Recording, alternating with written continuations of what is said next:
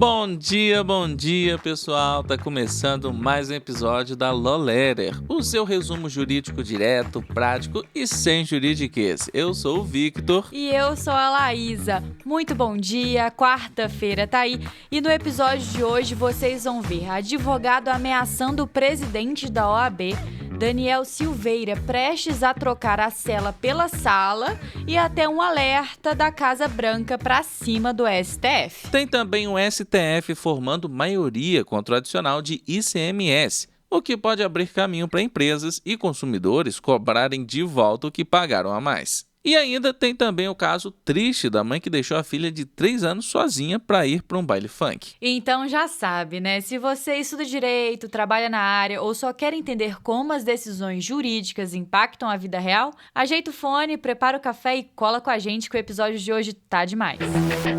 E já vamos começar esse episódio com direito penal, viu? Um advogado suspenso, ele invadiu a sede da OAB lá de Sergipe e ameaçou de morte o presidente Daniel Alves Costa, além de toda a diretoria. Segundo os relatos, ele afirmou que poderia matar qualquer um e que nada aconteceria porque ele é advogado. O episódio aconteceu pela manhã e o advogado teria prometido voltar às 14 horas para cumprir as ameaças. Resultado, a OAB cancelou o expediente da tarde e reforçou a segurança. Em Brasília, o Conselho Federal da Ordem divulgou uma nota pública de repúdio, condenando o ataque e prestando solidariedade aos colegas de Sergipe. E o agressor, ele já responde a processos disciplinares no Tribunal de Ética da Ordem e agora pode responder também criminalmente.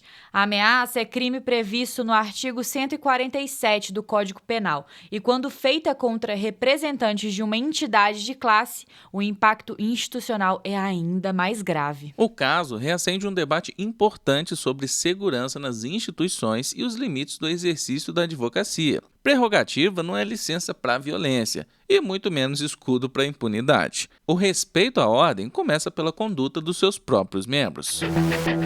E bora com um destaque do dia. O vice-procurador-geral da República, Indemburgo Filho, se manifestou a favor do pedido da defesa de Daniel Silveira. A ideia é que o ex-deputado cumpra 30 dias de prisão domiciliar para se recuperar de uma cirurgia no joelho direito. Esse parecer do MPF se baseia no artigo 117 da Lei de Execução Penal, que prevê a prisão domiciliar por motivo de saúde. Segundo o diretor da unidade prisional de Magé, onde Silveira está preso, o local não tem estrutura mínima para o tratamento adequado, o que reforça essa solicitação. A manifestação da PGR foi feita a pedido do ministro Alexandre de Moraes, relator do caso no STF. A defesa alegou que Silveira precisa de fisioterapia e acompanhamento especializado, e que a falta de tratamento tem agravado uma lesão antiga, já afetada por outras ordens de prisão. Agora, a decisão está na mão de Moraes. Se aceitar o pedido, Silveira troca a cela pela sala, com tornozeleira eletrônica e sessões de fisioterapia no tapete. Ainda é uma prisão, mas agora com ar-condicionado e apoio ortopédico.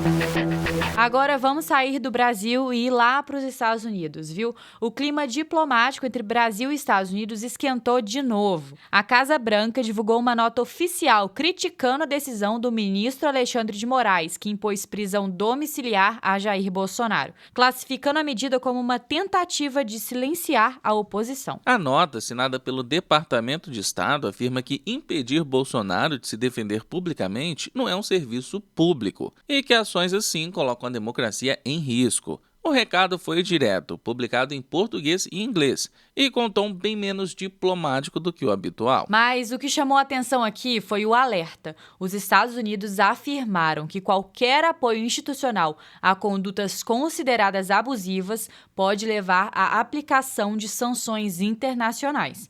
Ou seja, o aviso não foi só para o STF, mas para quem embarcar junto. E o texto termina com uma frase provocativa: "Deixem Bolsonaro falar". Um recado que mostra que o caso saiu da esfera jurídica nacional e virou disputa de narrativas internacionais, com reflexo direto na diplomacia, na política e, claro, no direito.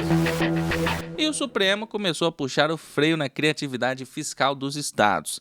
Em julgamento no plenário virtual, a Corte formou maioria contra um adicional de 2% do ICMS cobrado na Paraíba sobre serviços de telecomunicações, tipo internet e telefonia. A discussão surgiu a partir de uma ADI proposta por entidades do setor, que alegaram que não dá para tratar serviço essencial como supérfluo só para aplicar a alíquota extra. E o STF concordou. Se é essencial, a cobrança não pode ser agravada. Esse é o princípio da seletividade batendo na porta da arrecadação. Embora o caso julgado envolva só a Paraíba, a decisão pode sim abrir precedente para questionar leis parecidas em outros estados, como Amazonas, Bahia, Rio de Janeiro e Rio Grande do Sul. A depender da repercussão, empresas e consumidores podem até pedir ressarcimento do que foi pago a mais. Então, para quem atua com direito tributário, vale ficar de olho, hein? A prática de cobrar ICMS majorado sobre bens e serviços essenciais pode ser considerada inconstitucional.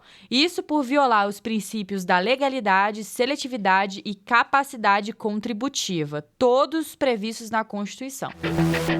Bora para nossa última notícia para fechar esse episódio. Uma jovem de 19 anos foi presa em flagrante por abandono de incapaz em Santo André, lá em São Paulo, depois de deixar a filha de só 3 anos sozinha em casa para ir para um baile funk. A criança foi flagrada andando pela rua descalça e só de fralda, chorando e chamando pela mãe. Imagens de câmeras de segurança e o relato de funcionários da Enel ajudaram a PM a localizar a criança e prender a mãe. Ela foi atuada com base no artigo 133 do Código Penal, mas saiu da audiência de custódia com liberdade provisória e medidas cautelares, como a proibição de sair à noite ou frequentar baladas. O Conselho Tutelar confirmou que já havia outras denúncias de abandono contra a mesma mulher. Só em 2024, Santo Antônio registrou 337 casos de negligência ou abandono infantil. A criança agora está sob acolhimento municipal. E o pai ainda não foi localizado. Aí vem a pergunta: quais critérios a Justiça considera para conceder liberdade provisória em caso de abandono de incapaz, mesmo quando há flagrante e denúncias anteriores? Quem responde é Maicon Jade Carvalho Cardoso, advogado criminalista e especialista em direito penal, processo penal e advocacia criminal. A prisão em flagrante não gera automaticamente uma prisão preventiva. Para que seja decretada, é necessário que estejam presentes os requisitos do artigo 312 do Código de Processo Penal. Quais são eles? A garantia da ordem pública, garantia da ordem econômica, conveniência da instrução criminal e, por último, assegurar a aplicação da lei penal. Se o juiz entender que nenhum desses requisitos está presente ou que medidas alternativas são suficientes, a liberdade provisória pode ser concedida ao custodiado. E mesmo havendo denúncias anteriores, se não houver condenação transitada em julgado, isso não impede automaticamente a liberdade provisória. Já no artigo 313 do Código de Processo Penal, trata-se das hipóteses em que a prisão preventiva pode ser decretada, em complemento com o artigo 312 do Código de Processo Penal, e estabelece limites, conforme a natureza de crime e a sua pena máxima.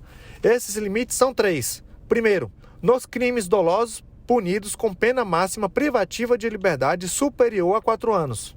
Segundo, se o acusado tiver sido condenado por outro crime doloso em sentença transitada em julgado. Terceiro, ou se o crime envolver violência doméstica, familiar, contra a mulher, criança, adolescente, idoso, etc. Isso para garantir a execução das medidas protetivas de urgência, caso tenha. No caso concreto, pelo crime de abandono de incapaz, previsto no artigo 133 do Código Penal, não preenche nenhum desses requisitos. O legislador estabeleceu que crime como estes possui uma pena de detenção de 6 meses a 3 anos. No caso em questão, ainda assim, aplica-se o aumento de pena, previsto no parágrafo 3º do mesmo artigo, pois o agente é ascendente da vítima e a pena aumenta-se 1/3, deixando a pena máxima de 4 anos.